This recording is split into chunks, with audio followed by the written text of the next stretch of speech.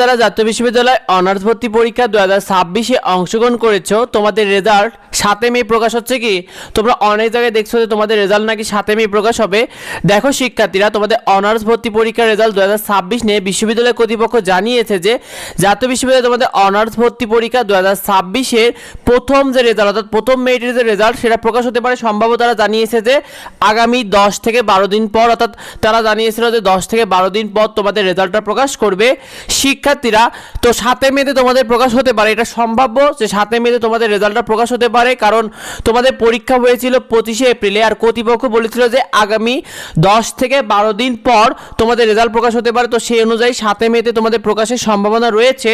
তবে শিক্ষার্থীরা, তোমাদেরকে জানিয়ে দিই জাতীয় বিশ্ববিদ্যালয়ের যে অনার্স ভর্তি পরীক্ষা যে তোমাদের মূল ওয়েবসাইটে রয়েছে, যেটা মূলত বিশ্ববিদ্যালয় ভর্তিটাকে কন্ট্রোল করে, এই ওয়েবসাইটে তোমাদের রেজাল্ট নেই, কোনো প্রকার কোনো নোটিশ নেই।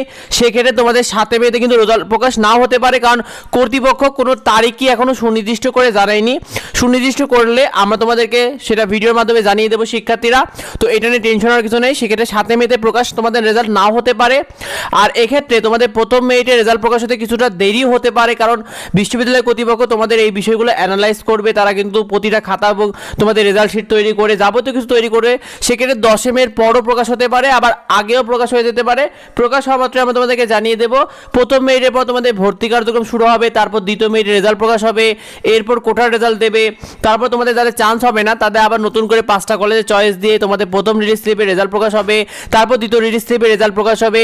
এইভাবেই আসলে জাতীয় বিশ্ববিদ্যালয়ে তোমাদের ভর্তি কার্যক্রম চলবে।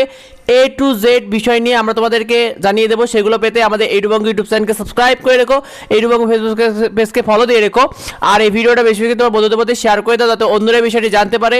দেখা হয় পরবর্তী ভিডিওতে, পরবর্তী আপডেটে। ধন্যবাদ সবাইকে।